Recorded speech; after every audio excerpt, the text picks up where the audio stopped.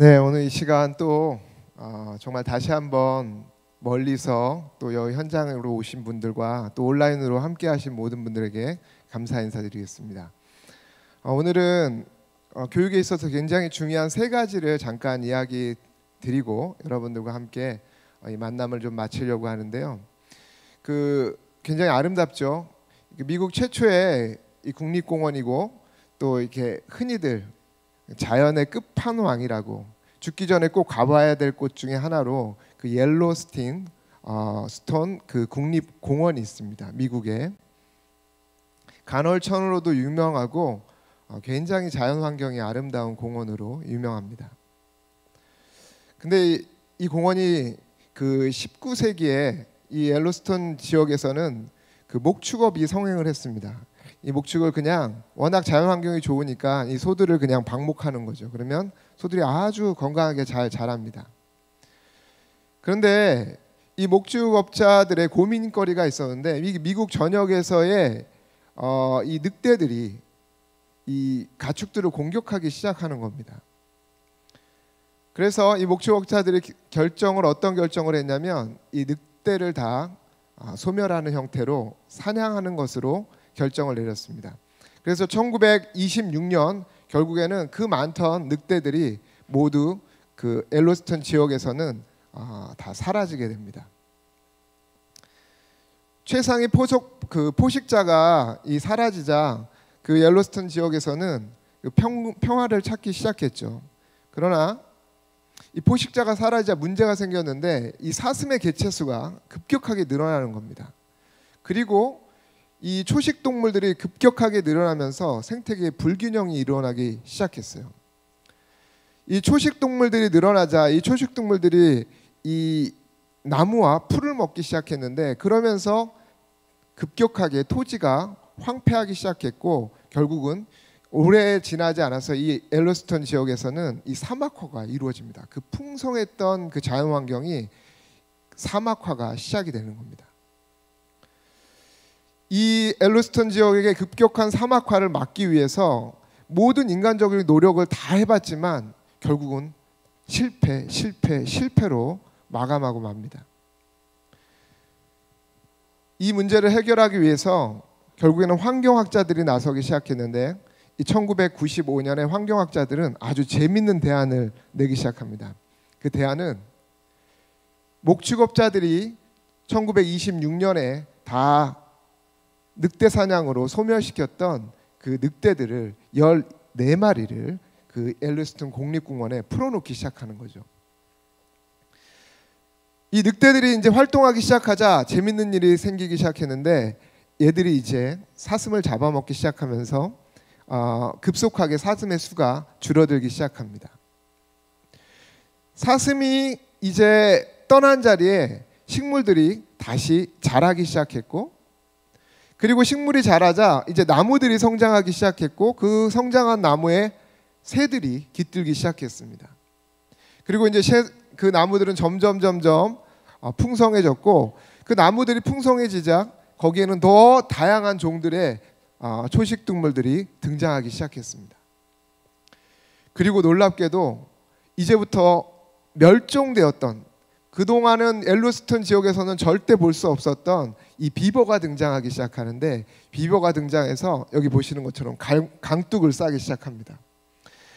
이렇게 강둑이 만들어지자 이 강둑에 수달, 오리, 어류 등의 이 서식지가 생기기 시작합니다. 그리고 토끼와 쥐가 늘어나면서 자연스럽게 여우와 족제비가 늘어나고 또 오소리와 또 독수리들이 늘어나고 다양한 종들이 이제 회복하고 번식하기 시작을 합니다. 근데 더 재밌는 거는 이 늑대들이 초식 동물들의 움직임까지 또 바뀌고 변화시켰고 그로 인해서 이 강줄기, 물줄기를 바꾸는 일까지 생깁니다. 그래서 지금은 이 강물의 변화로서 이 침식이 감소됐고 아주 훌륭한 야생 생태계가 조성이 돼서 지금은 누구나 가고 싶고 가장 풍부한 미국에서 가장 아름다운 그러한 국립공원으로 자리 잡게 된 것입니다. 70년 동안 인간의 노력으로 아무리 이 그 생태계의 사막화를 막으려고 했지만 결국 실패했지만 14마리의 늑대가 다시 그 공원에 들어가면서 이 건강한 생태계가 회복되는 것을 볼 수 있었습니다. 즉 인위적인 노력이 아니라 하나님께서 만드신 그 창조 세계의 그 질서대로 자연 환경을 자연스럽게 운영하기 시작하자 새로운 건강한 생태계가 조성되었다는 것입니다. 이 이야기를 들으면서 저에게 떠오른 생각이 있었습니다. 건강한 생태계 조성에서 굉장히 중요한 것은 획일화가 아니라 경직된 무엇인 게 아니라 자연스러운 다양성이 굉장히 중요하구나. 이거를 깨닫기 시작한 겁니다. 그러면서 이 건강한 교육 생태계에 있어서도 역시 동일하다. 인위적인 어떤 인간의 획일적인 노력이나 경직적인 사고는 이 건강한 생태계를 파괴하고 오히려 자연스럽게 하나님이 우리에게 주셨던 그 다양함이 잘 드러날 때 교육 생태계는 건강해질 수 있다는 것을 깨닫기 시작했습니다. 그런 관점에서 봤을 때 지금 우리가 살고 있는 이 시대 대한민국의 교육은 어떤 교육인가 돌아보게 됐어요. 흔히 입시라는 획일화된 목표를 가지고 입시 무한 경쟁 호에 모두가 지금 타고 있는 것 같습니다. 그리고 그 목적은 다 동일하게 각각의 개인의 사명이 아니라 좋은 대학이라는 그곳을 향해 치닫고 있는 것 같습니다.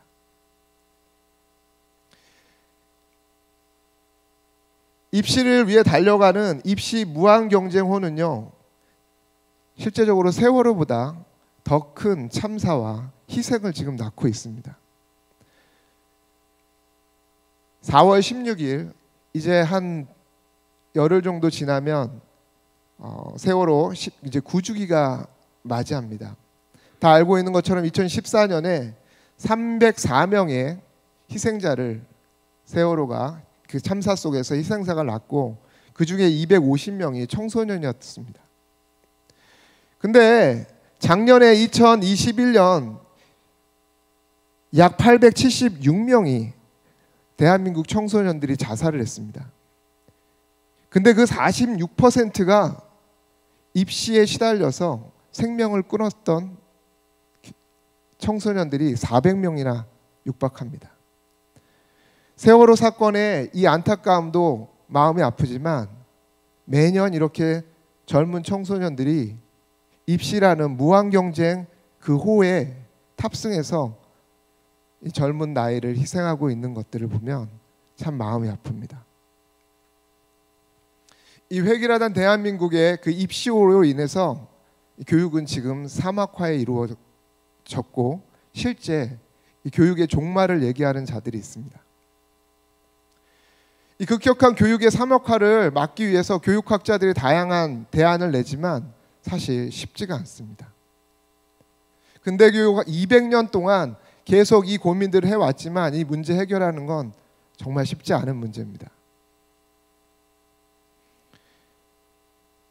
그러나 아까 봤던 이 이야기가 우리에게 하나의 힌트가 될 수 있다는 생각이 들었습니다.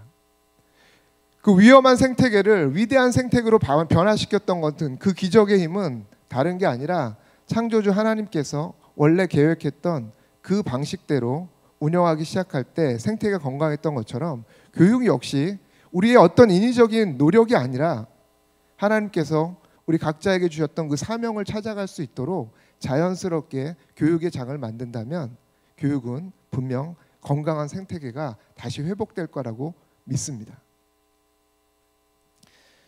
잃어버린 이 생태계의 세계를 우리가 찾기 위해서 저는 잃어버린 교육 생태계에서 이 세계를 반드시 찾아야 된다고, 회복해야 된다고 생각합니다. 첫째는요, 시간입니다. 우리 학생들이 나는 누구고 나는 뭘 좋아하고 나의 적성과 전문성은 무엇인지 성찰할 수 있는 시간이 필요한데 입시라는 무한 세월호 속에 입시 경쟁 호에 타고 있는 그 학생들에겐 이 시간은 사치입니다. 근데 이 아이들에게 정말 필요한 건 이 시간을 돌려주는 거예요. 많은 교육에서 지금 너의 하고 싶은 꿈은 잠시 유보해. 뭐를 위해서? 미래를 위해서. 근데 진정한 미래에 준비하는 방법은 바로 현재 계획하는 겁니다. 내가 무엇을 좋아하고 하나님은 나를 어떻게 창조했고 나에 대한 이 현재에 대한 성찰이 없이는 미래에 대한 계획은 있을 수가 없습니다. 우리가 뺏었던 청소년들에게 뺏어갔던 시간들을 우리 청소년들에게 다시 돌려주는 것, 이게 첫 출발이 돼야 될 거라고 생각합니다. 두 번째, 공간을 다시 돌려줘야 됩니다. 우리 학생들은 이 학교라는 안전한 울타리 속에서 마음껏 실패할 수 있는 특권이 있는 귀한 친구들입니다. 하나님의 사명을 위해서 내가 뭘 좋아하고 뭘 싫어하는지를 발견하기 위한 많은 도전과 또 실패를 경험해야 되는데, 많은 교육이 이 실패를 두려워합니다. 마치 실패가 낙오자인 것처럼 이 실패를 경험하지 않기 위해서 계속 통제하죠. 그건 위험해, 하지 마, 그걸 하면 안 돼. 그래서 작은 교실이라는 공간 속에 이 아이들을 내놓고 커리큘럼이라는 고정된 것들을 가지고 여기에서 안전하게 생활하라고 얘기하지만, 지금 이 시대의 아이들에게 필요한 건 통제보다 도전할 수 있는 기회를 이 아이들에게 줘야 되는 겁니다. 그러기 시작할 때 이 아이들은 건강한 생태계 안에서 자랄 줄 믿습니다. 마지막은 인간입니다. 함께 할 수 있는 인간의 연결고리를 학교는 만들어줘야 돼요. 동료가 더 이상 적이나 경쟁자가 돼서는 안 되고, 함께 이 하나님 나라 교육 운동을 해나갈 그러한 협력자, 동지로서 이 연결고리를 이어줘야 되는 겁니다. 세 가지, 시간, 공간, 그리고 인간, 이 교육에서 다 빼앗았던, 또 왜곡시켰던 것들을 다시 돌이키기 시작할 때 이 위태로운 이 교육 생태계는 다시 위대한 교육 생태계로 바뀔 줄 믿습니다. 우리의 인위적인 노력으로 될 것은 아니고, 원래 창조주 하나님께서 우리에게 주셨던 그 원래 본연의 모습입니다.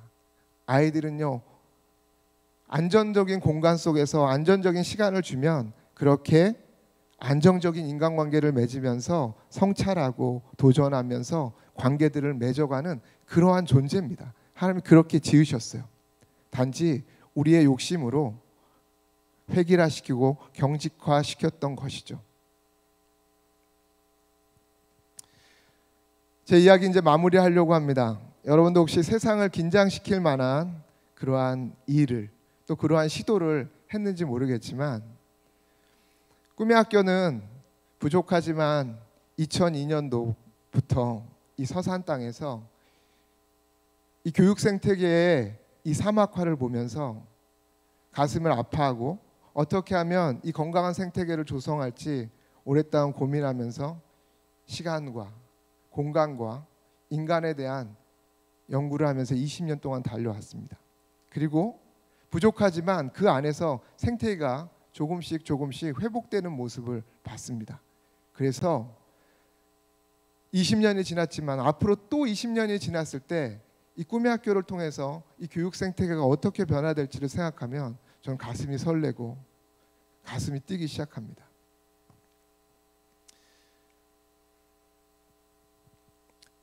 오늘 이곳에 오신 우리 학부모님들, 그리고 우리 방송을 보고 또 듣고 계신 우리 예비 꿈쟁이 학부모님들, 정말 잘 오셨습니다. 우리의 교육이 이런 겁니다. 단지 내 아이 좋은 대학 보내는 것을 뛰어넘어서 우리 꿈의 학교는 이 교육 생태계를 바꾸는 그러한 학교입니다. 더 나아가서 이 대한민국의 교육 생태계뿐만 아니라 이 세계, 이 나라와 이 민족과 이 전 세계를 향한 이 교육 생태계, 이 사막화되고 황폐되는 이 교육 생태계를 바꾸는 그곳에 이 꿈의 학교는 부름받았고, 여러분들은 그 부르심에 지금 동참하자고, 이 모험에 동참하자고 초청받았습니다. 그 초대에 응해주신 이 첫 걸음을 축복하고, 그리고 함께 그 모험에 달려갔으면 좋겠습니다. 예, 감사합니다.